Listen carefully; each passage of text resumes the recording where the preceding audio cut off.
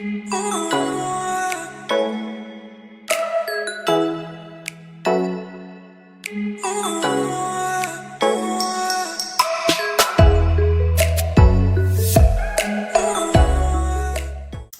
guys! Hey. Welcome to another episode of Crockpot Convos. So today we are talking about sex. Let's get it in. Let's get it popping. Now, just for clarification, if anybody's watching and got a little excited, we're not actually talking about like The nitty gritty down and down. yeah, we ain't talking about that. But we're gonna talk about normalizing the conversation around sex and what sex kind of means to us and I guess empowering other people to define what it means to them emotionally. So I guess I'll start, right? Yeah. Well, I'm gonna start. I'll just talk about I guess growing up in a Christian home, which it's nothing wrong with that, but I think my parents approached sex from a very reserved place, which didn't equip me and prepare me to be having sex, right? So my mom, she definitely taught me the biological stuff. She wanted me to know what my parts were and that nobody should touch them and all of that. But beyond that, I don't remember having a conversation about when you should have sex and why you should have sex and protecting yourself. And I don't even remember having that conversation at school. And so when I did start having sex, I was learning that and navigating that all on my own with the help of my friends, which was not very helpful. So my experience with sex was like an experiment, and I think for all of us it kind of is, because no matter how much you talk about it and no matter how much you are taught about it, you don't know until you know. But emotionally, I think it caused damage, not being kind of emotionally equipped for it. I don't know what you guys' experience is like, because of course you have different parents, so yeah. So I think so. We grew up in a dual faith kind of experience. So the predominant home we were raised in was agnostic, and then everywhere else in our life was Christian. So everywhere else, I think it was a very condemning experience. Don't do it. If you're caught in your sin, you'll be caught on the other side of heaven, type of thing. It was purity culture, toxic purity culture. And then in the home that we were raised in, it was our dad really took the time to educate us on it. I think because he was raised in the environment that you were raised in, so I think he wanted to give us the opposite experience. So he started having the conversation with us really early. I think I was 6, he was 8 or something like that, because he didn't want us to get educated by our friends and by our peers. And it was the kind of education that was, this is the consequences of sex. If you have sex, these are the consequences. However, it is a normal thing. You have these natural desires when you're around this age, and it's normal for you to participate. Just be selective, protect yourself. So I know I definitely felt very empowered in the sense that it's my choice. I'm gonna do it if I want to. I think we grew up in a very affirming, loving home. So in terms of my father, at least, I didn't feel like I lacked validation. So I know when I made the decision to do it, it was because I wanted to, not because I felt pressured or I was trying to fill a void or anything like that. And that's important too. That's really important that we're going to get back on. You want to add anything about your, I guess, child education? Yeah, Chelsea and I's education was very similar. So my mom was really just don't do it. And then my dad was it is a choice. Our personalities are different, so I think that I didn't benefit from my dad's openness as much. And I think that has to do with the church environment, because talking about sex wasn't normal. It was uncomfortable. Yeah, it was very uncomfortable for me, so I kind of shut down the conversation very quickly. So I don't think I got to benefit due to my own self, and I would say that that's from not feeling like it's something that I should be talking about from my schooling environment and my mom's side, or the Seventh-day Adventist side, the Christian side. Yeah. So now, we're adults. We've all had sex. Selena and I have children to show for it. So we couldn't pretend even if we wanted to. But no, I kind of feel like, especially where we are at, I guess in our cultural evolution, like we're becoming a more liberated society. And so I think it's really important now to make talking about sex normal, like it not being that uncomfortable conversation, whether it's with a child or as adults sitting around the table talking about sex. Of course, if it's children, you make it age appropriate, of course. Yes. But I want to talk about more so like how do we define sex? What does sex mean to us now as adults? So when I was young and first became sexually active, it was very much an act that I did to please, the guy. I don't remember actually like enjoying sex until I was definitely in my 20s. Not saying that I didn't enjoy it at all, like it wasn't a terrible experience, but I didn't think that it was meant for me to enjoy. I remember being told as a child that sex was for reproduction, so it wasn't supposed to be like a pleasure thing. So I think part of me subconsciously, I was like, I shouldn't be enjoying this, I used to feel like the angels were watching me or something there. And it's funny, like I'm glad I never felt like that. I just feel like I did something wrong, but I wouldn't say I didn't enjoy it. Yeah, I don't remember really enjoying it, and I think it might have been like a mental barrier. Yes. I actually just read a quote that said, on this app that I just downloaded, it said that sex is more neurological than it is biological. Definitely for women. For women, definitely, and I can attest to that. Now that I'm you older. can have an orgasm in your dream. Obviously, it's mental, right? This is true. This is true. And you guys have orgasms in your I've had orgasms in my dream. I don't know if I have shit. I need to work on my dreams. Like, what's happening? How am I missing out on this? Yeah. You've been silent for a while, and in that subconscious, you ain't gonna ignore it if it doesn't come in. I don't know. Well, you did. Okay, I know what I'm working on. Never mind, let me stop being silly, but actually, I'm serious. So what? You totally threw me off with that. Like, I wasn't expecting that from Selena of all people.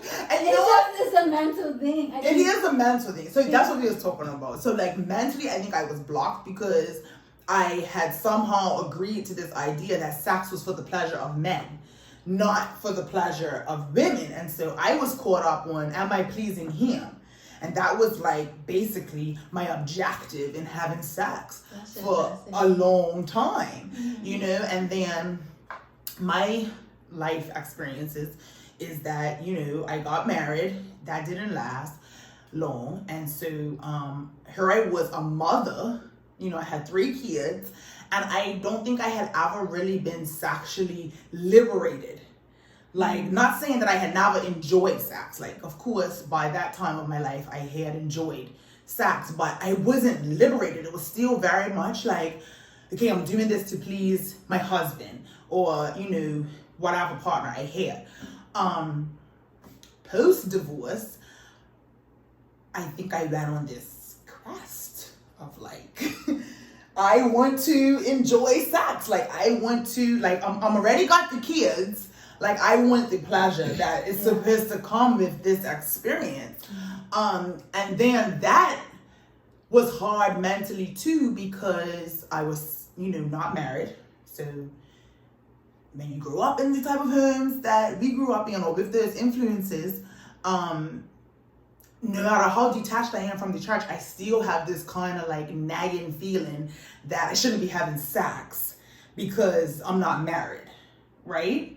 Even though I totally disagree with that, it is still like downloaded into my subconscious. But even when you get married, it's like that feeling doesn't go away, and that's how I just knew it's wrong. Because now marriage is supposed to be pure. But you still feel guilty. I still feel like the angels are watching me and I'm doing something there. But because that's something that God for reproduction. But that's why I don't think it's just for reproduction. When I read my Bible, the Bible says that they knew each other. Yes. So I feel like how I would describe sex for myself is that intimate, getting closer to that person. You fully know that person. It's funny because also in Colossians it says I love the word "knew" because it's the first time God ever mentions physical intimacy as Adam knew his wife. But in Colossians it says that when we knew the gospel and understood God's grace, then that's when we participated in like understanding like a relationship of them. And the same word was used, "knew," because it's intimacy. Yeah, and I'm glad you guys brought that up as well, because I think that we either got caught on one side of the spectrum, like sex is for physical pleasure, so we're doing it because it feels good, because we like it, or we're so emotionally attached to it, right? Sex is for intimacy. And I think that there is room for sex to be for both.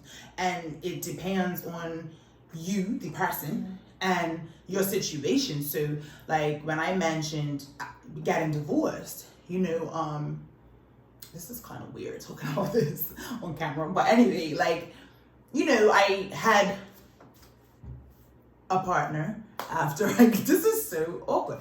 Anyway, I had sex after I was divorced, and it wasn't for either. Like it wasn't like 100%, oh my God, I just want to have sex because it feels good. And it wasn't, oh my God, I love you and I want to spend my life with you. It was somewhere in the middle that I was like exploring this space of, being physically intimate with someone without having this lifelong commitment that I was taught had to exist in order to have sex. Right? And also I wasn't just doing it totally, I guess, aimlessly. Like I was intentional and I was selective with who I had sex with, but it wasn't like it was neither.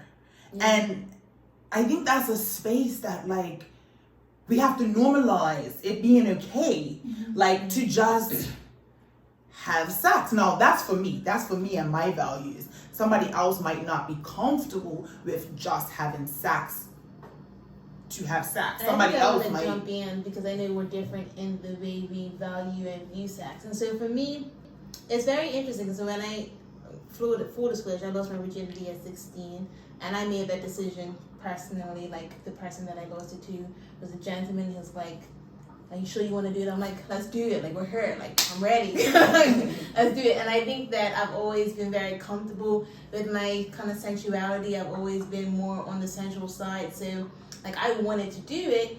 And I think in my late teens, early 20s, I really enjoyed in the committed relationships that I was in.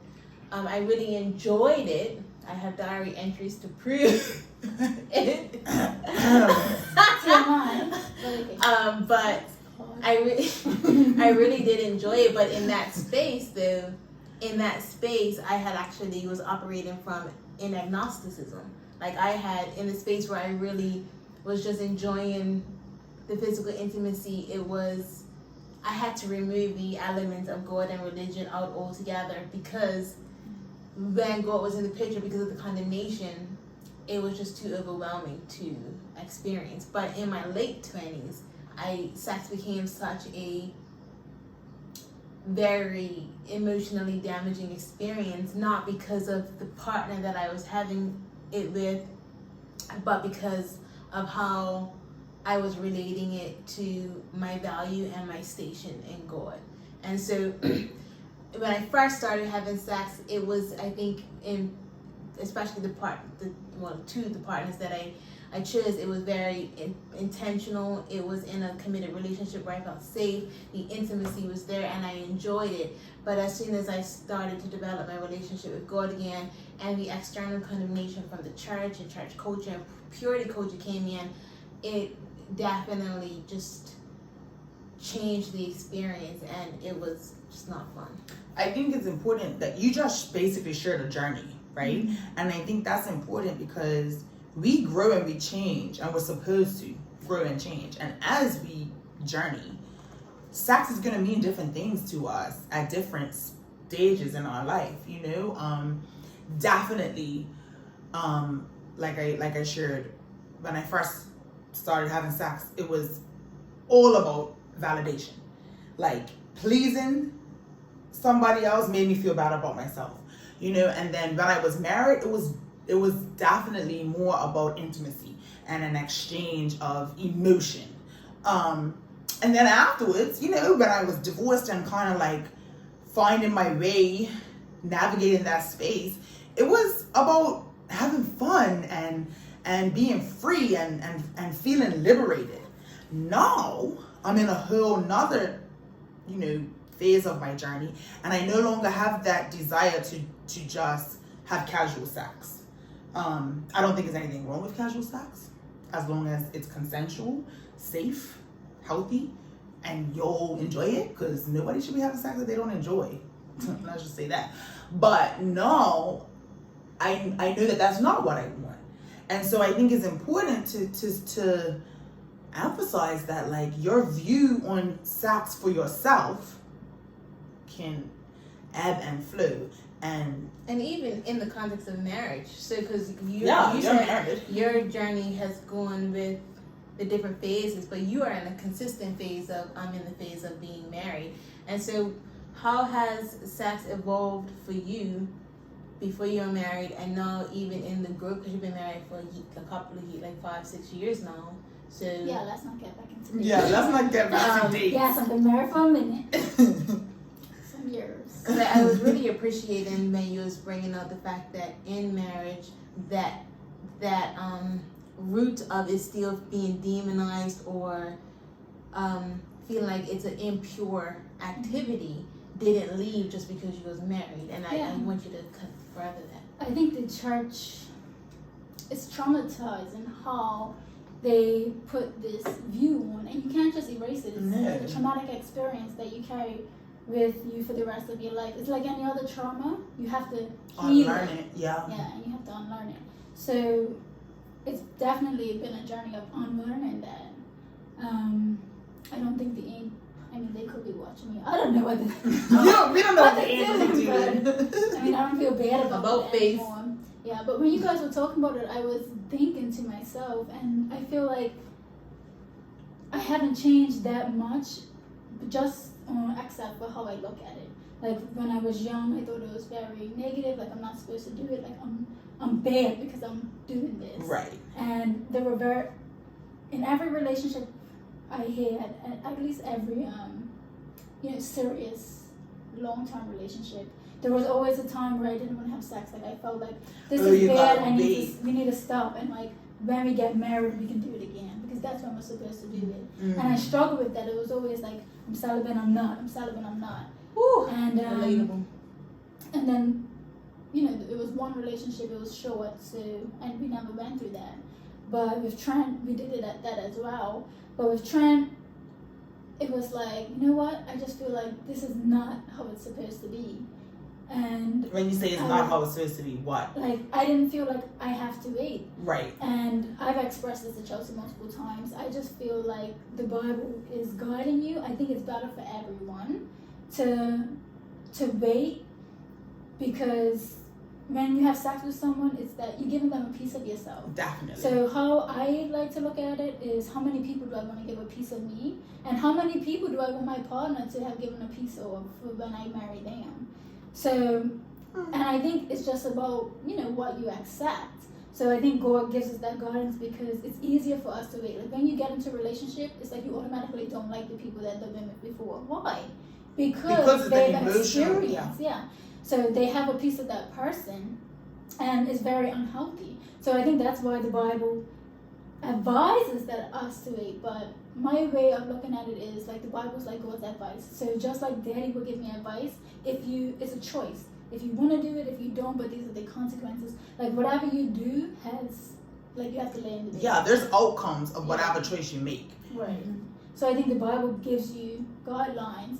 But if I was a virgin and Trent wasn't, I would feel some type of way. Like I'm happy that I lost my virginity before Trent, because he wasn't a virgin when I met him. And I was able to accept that easier because I wasn't. It was like being equally yoked.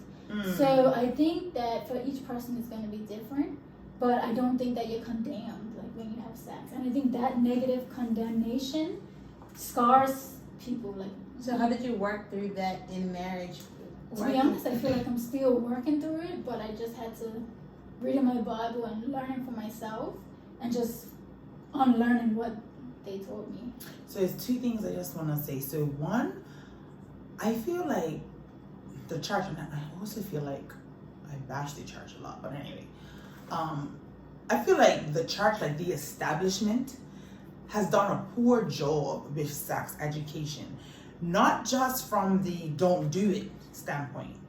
They don't actually, well, I haven't experienced, because maybe I just haven't experienced it, but I haven't experienced a spiritual leader talking about how sex is beautiful and pleasurable, and you know that they like having sex with their wife, like, you know what I mean. I've never heard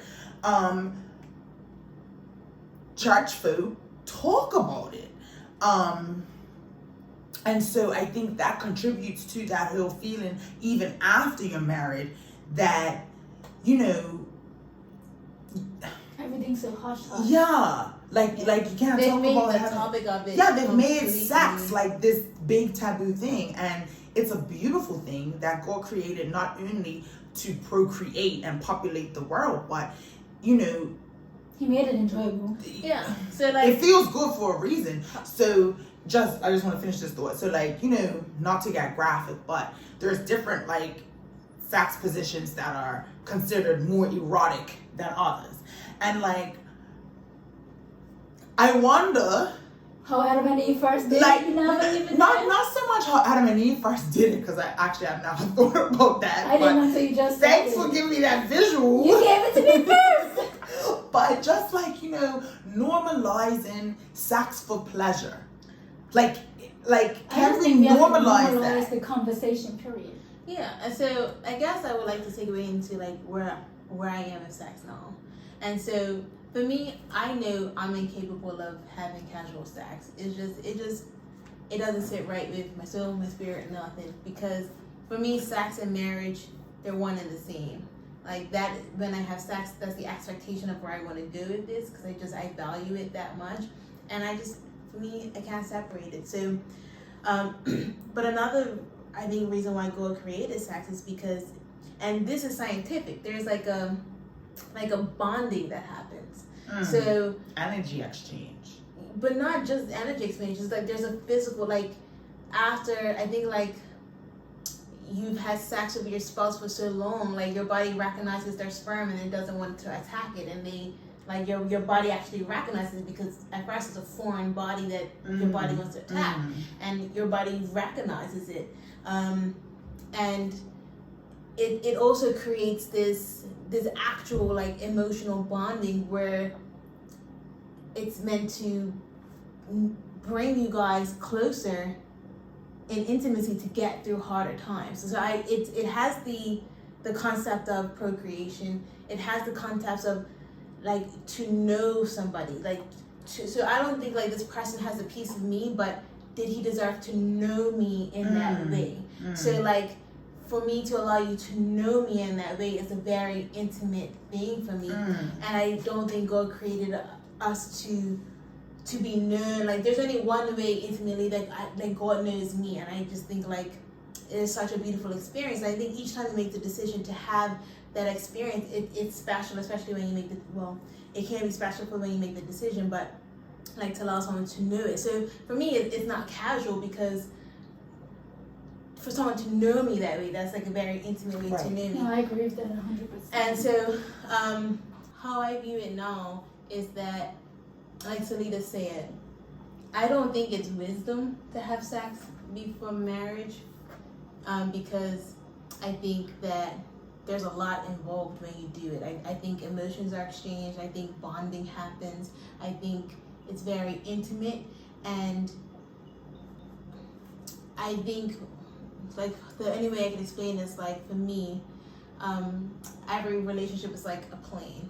Like, a friendship is like me boarding a plane with this person, and say Salita and I are in a friendship and we go boarding. Like, our plane takes off, and when we finish, I can land my expectations in the friendship airport. In marriage, for me, especially the activity of sex, your plane takes off, it does all this flip tricks and stuff, and it lands like safely in the marriage airport. But for me, having sex before marriage is not quite friendship, is not the commitment of marriage. And so we take off, and there's no real place for me to land. And I feel like you could be on that journey for a really long time, but it's got to land somewhere, and sometimes it emotionally crashes.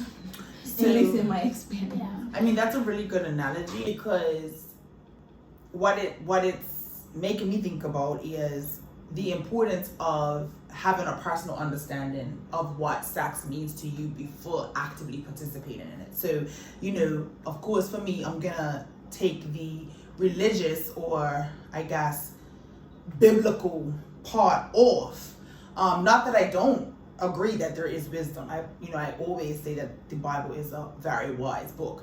But when we start to participate in sex before having an understanding of what it means to us, we're kind of like wandering aimlessly, like we have no direction in why we are participating in it. And that was my experience. Like, just doing it to do it, and it evolved and it changed over time. But I like that whole thing about the planes and the terminals, because an airport has lots of different terminals. So you can, let's just say, you can be having sex for lots of different reasons, right?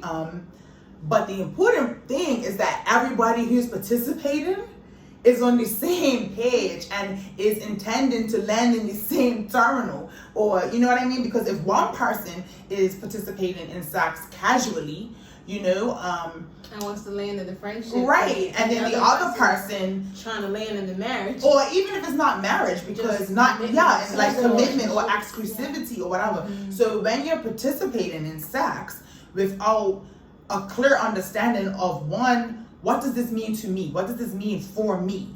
What are my expectations? Why am I doing this? And then, two, understanding what the person you're having sex with, what is their, expectations or their feelings about sex. And I think that's something that, because the conversation isn't being had, we are uncomfortable. Because it's not normalized. Yeah, we're uncomfortable saying that. I agree with you, because for me, sex is also a form of communicating. Like, when I have sex, I am communicating something to you. Me personally, when I have sex, I am communicating the commitment of marriage. I'm saying to you that I am committed to you. I desire you in this way. I value you in this way. Like, for me to want to do this with you, I am looking at you in that space. And like, if someone is communicating a completely different thing, there is a miscommunication happening if you're not equally yoked of how you value. Or if sometimes it's not a miscommunication. Sometimes there was no communication. So you came with your value of sex, and that's what you brought to it, and he came with his value of sex, that's what he brought to it. Nobody communicated their values. You had sex, and then you both were expecting something different from the other person. It's like you speaking Spanish and him speaking French. So like that's it. I get what you're saying, where it is a way to communicate. But if you're speaking a different language, you're not doing effective. Yeah, miscommunication happens. Yeah. So I mean, I think that now, as a single adult, like I'm a woman, like I'm about to be 35 years old. I have a very clear understanding now of what sex means to me, but it took me a long time and, several different circumstances to get to this place. So like I already shared, I did have that time, after being married, of a more casual relationship with sex, because I wasn't ready to be in a committed, relationship. I had just laughed at. No, I look at sex as an expression or an extension of love. So I don't want to, at this point in my journey, I don't want to just have casual sex because I know that now I am ready for that committed relationship. I don't think there's anything wrong with it as long as I'm okay. Like if I'm in that space, then it's fine. It's nothing wrong with it. But if I'm no longer in that space and participating in casual sex to appease somebody else, you know what I mean? Then I'm going against my own values. And those are the things that I live by. I don't live by the Bible or the Quran or what you think or what my mama said. I live by what feels good for me, and that's fluid. It changes. But if you don't take the time to, like we talked about in the values episode, if you don't take the time to know what you value, if you don't take the time to know why sex is important or what it means to you, you could be participating in it and going against yourself. And that's where I think condemnation and feelings of guilt and all of that come into it, because you're going against yourself. So for you believe in the Bible, you're a Bible commandment keeping Christian. So if you participate in sex in a context that is outside of that, you're going against your values. You know what I mean? And so you feel guilty. I think it's less about, now as adults, it's less about the church condemning us, and it's less about God condemning us. And honestly, that's really recent for me, less about the church condemning me, because a big part of the condemnation for me was performance. Like, I am not living up to the expectation of what a Christian is supposed to be, because I am struggling with quote unquote fornication, and so then I must not be as actually it was, Chelsea, you don't love God enough, because if you loved God enough, you wouldn't be doing something that hurt God, and so you need to love God enough. And the fact is that I loved God as much as I ever could love God, but the way in that space I was participating in sex because I didn't want to be rejected. I felt like rejecting that advance in that way was rejecting my partner, and in return and rejecting my partner, I would be rejected, and I didn't want to experience that. There was other reasons why I was now participating in sex, but the external condemnation was a real thing, especially because my relationship with God at the time was deep in performance. It was deep in, if my Christian walk don't manifest in this way, then I must not love God enough. And if I'm constantly disappointing him, then I'm not in good standing. But that is completely rubbish. For me, I just think we only thought that because that's the way that it was presented to us. And that's why I think that how, sex is presented is so important, and it needs to change, at least in the church community. And I know that that's not the way I'm going to present it for my children. Because I think there's absolutely nothing wrong with saying that the way God intended and created sex and obedience is in the context of a husband and a wife's a marital covenant. I think that is the safest way to participate in sex, because, like I said, for me, sex is communicating the commitment of marriage. And when you participate in it outside of marriage, you're communicating those things without the safety and security of that commitment. I don't think there's anything wrong with saying, like, this is God's ideal. This is the order that he anticipated in. Biblically, God said to Adam to be fruitful and Eve to be fruitful and multiply. So the act of doing that is an act of obedience. And for me, when your heart is willing in obedience, that's an extension of worship. So for me, even sex can be an extension, in the context that I believe God created, can be an extension of worship. And so for me personally, if I feel like God can't be invited in every space that I do, then something in it, if I feel like God can't be present, is not in agreement with. Yeah. That no longer is rooted in condemnation and performance. That is rooted in my heart as an agreement with God, and I just love him so much, and I want him to be at the center of everything that I'm doing. And if he can't even be in the center of me having sex, then maybe I shouldn't be doing it, because I want him to be at the center of everything. Right, I want to add something to that, just because, like, being married, I still felt that way. Yeah. And I think that's just because of how it was introduced to me. Because even during marriage, I felt like God can't be in my space if I'm participating in this activity. Because sex is made out to be like it's thing. dirty, Yeah. even in the context. Yeah, you know, Yeah. like So exactly the way it's presented, it being presented as yes, this is the context that God created to be, but it's beautiful. Like God can be in the middle of it, and when God's in the middle of it, you're even more emotionally and mentally connected because there's no streams of shame and guilt, because honestly God's voice is not guilt or condemnation. God has never had a condemning voice, period. That's the voice of the enemy, and that's not your voice either. And so for me, that's where I am now. And if I was to, so I am trying to practice celibacy, that's where I am. But if I was to have sex before marriage, there's no condemnation. It's not in agreement, and it's not in wisdom to me, but there's still no condemnation. And me and God can have a conversation about, okay, what was the decisions and the thought process that led me to make this decision? Was it in agreement? Did I make it in a space of fear or any other thought process outside of love and intention? And that's where I am. Like, there's no condemnation in Christ. And as God continues to transform my heart, I navigate these kind of conversations with myself and God much differently, and definitely not in a space of condemnation. Yeah, I think most importantly, we need to know ourselves. Yeah. So I wanted to just like say, because I hope that there's a diverse group of viewers, and not everyone is going to be a Christian.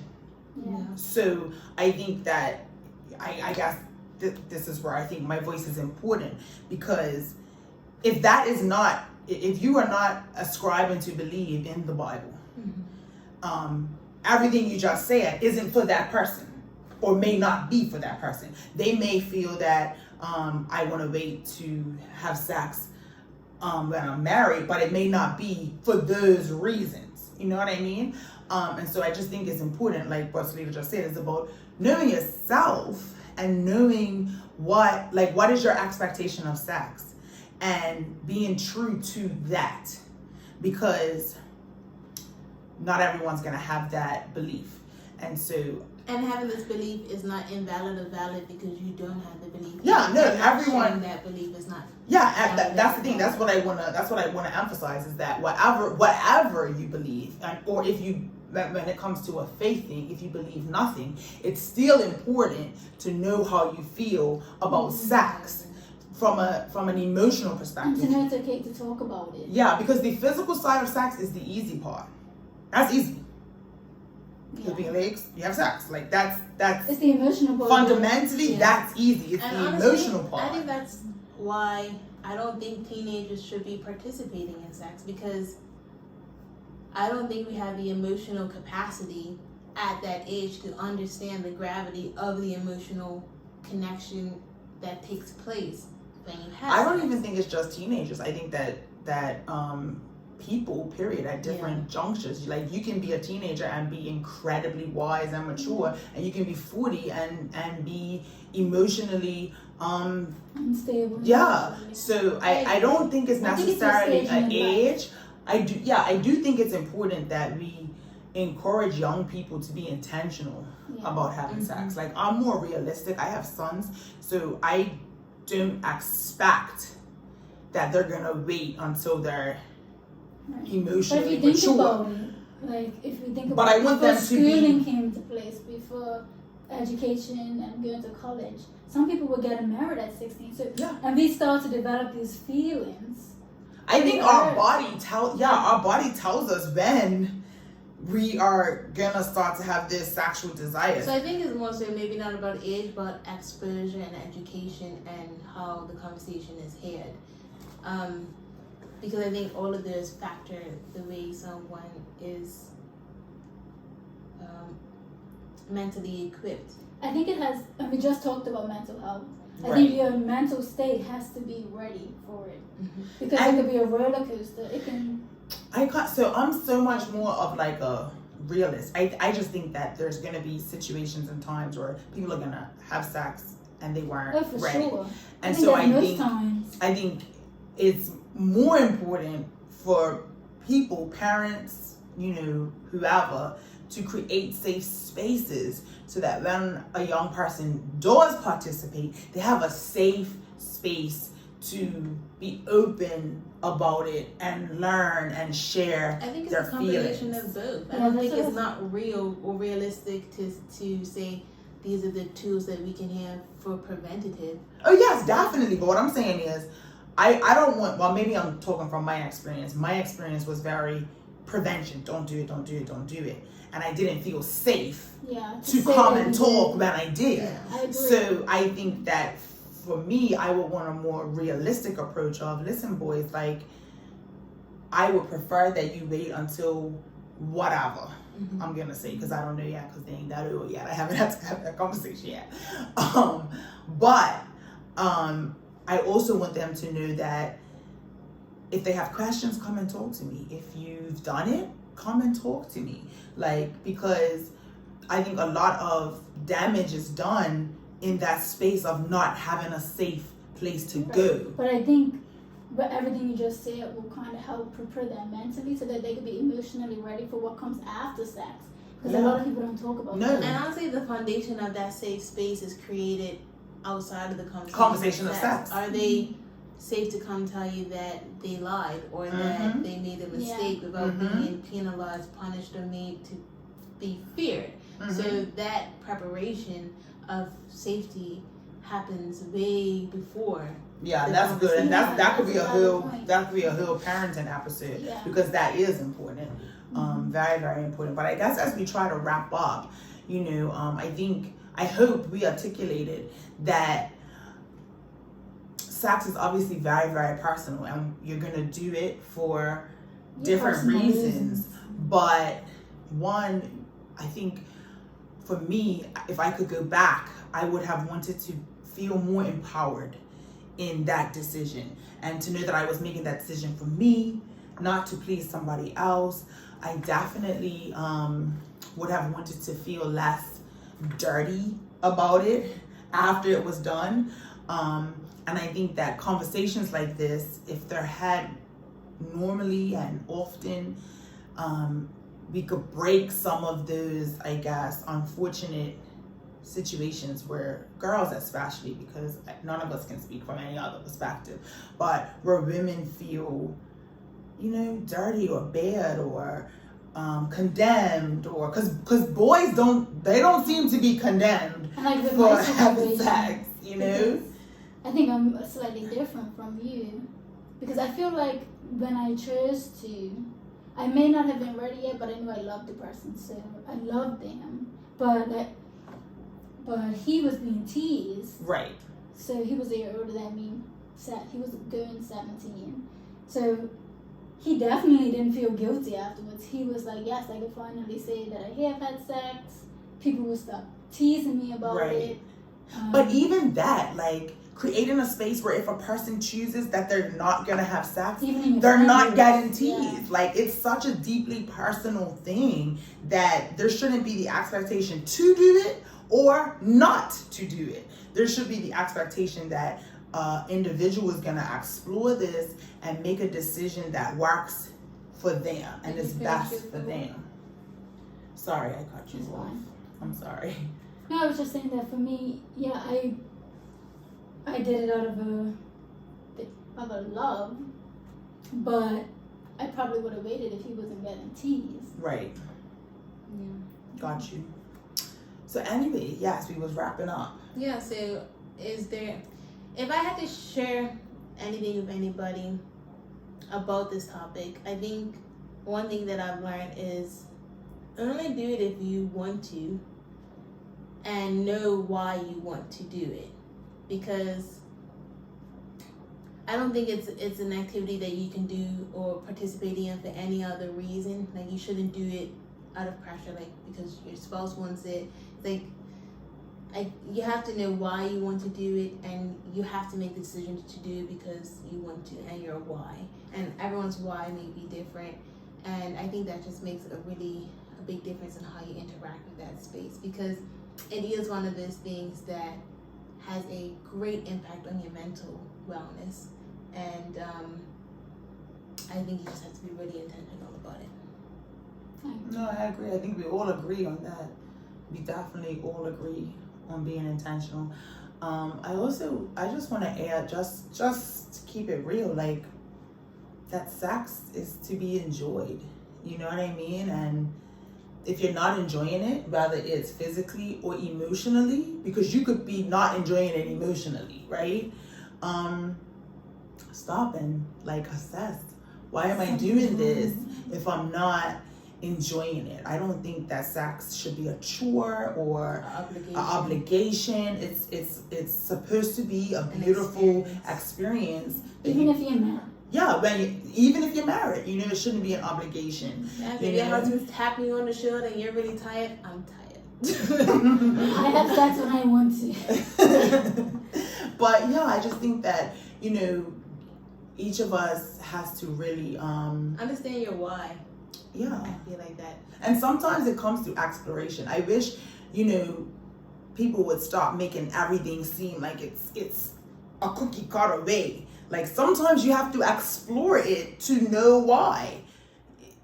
Sometimes some lessons are learned through experience. Some things, some wisdom is gained through experience. And so if that's your journey, then like that was my journey, you know, that's okay. Also, just wanted to add on that, and I think this is where the church has failed, because if they had open conversations about this, and if parents are, because like your parents weren't open about the experiences that they might have had, or how, like, we don't, it's a shame that a lot of us have to learn through experience, because we don't have the opportunity to learn from others, from asking and having conversations. But it goes both ways too, and I just thought of this and I just want to mention it.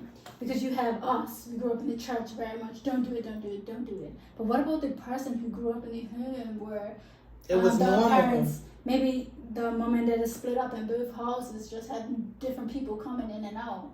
You know, this is true. And they're like, oh yeah, sex doesn't mean anything. So then you have the person who may be brought up like, oh, sex doesn't mean anything. I'm having sex with Tom, Dick, and Harry or whatever. And then they have to unlearn that. Or ho, yeah, and they have to deal with that mental and emotional stress and trauma. So it can definitely go both ways. And to that person, you know, don't let that define you, because you have to unlearn your trauma too. Yeah, and I'm so glad you brought that up. Sorry. Also, something that I've just God has really manifested in my life. I am not the things I do. Mm-hmm. You know, it's something that I might have done, but that is not my identifiers. You can always, I don't know how, like, I just think it's important that you're not what you do. Think your habits can always be, and your reasons and your whys can always be explored, and you can change your mind. And change. Yeah. And so you are never stuck for what you've done. Don't let your past define who you are today. Yes. And I like that you brought up the other side, the flip side, because, you know, even though our experiences were different, it was similar in the sense that we didn't experience like sex being like just nonchalant, like, you know what I mean? And so that's why I think it's even more important that this conversation is something that's had where people get to figure out, well, what does it mean to me? Mm-hmm. You know, because, you know, my parents have been married for 57 years, you know what I mean? What I experienced about intimacy and learned from them is not the everyday situation. Not everybody is married for 50-something years, you know.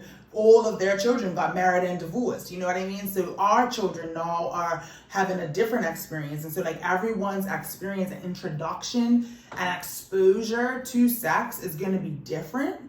And so this whole like idea of, if you have sex with, I don't even want to say a number because I don't even want to participate in that conversation, but if you have sex with this many people, you know, you're loose, or you're a hoe, or, you know, whatever, or you're, what do they call guys? Like, you're a player, you know, like, there's other words that are not friendly for your granny to hear, so I won't say them. But, you know, all these things that society kind of pushes out there is based on singular narratives that aren't true for every person, you know. And so that's why this whole thing about exploring what sex means to you is super important. And I sometimes I wish I would have explored it or understood it earlier.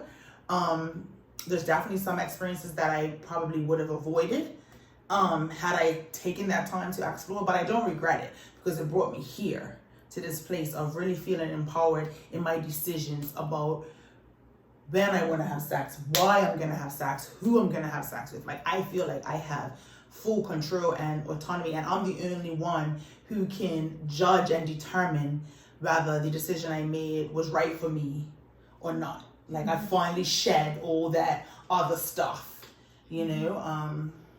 Yeah, so I think it's a really awesome space to just really self-seek your why and know yourself and have your value not rooted in how many people or just anything like that activity at all, because your Yeah. value actually has nothing to do with.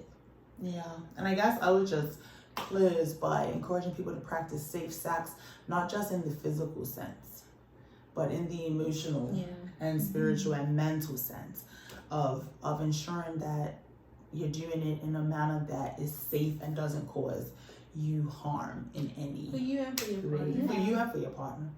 Yeah. Alright. I think that was a good conversation. Yeah. Me too. Yeah, kind of went all over the place, but it was good. Yeah. Thanks for stirring the pot with us. We definitely stirred it today. Yeah, we did. And we'll be back soon. They left me here. Bye, guys.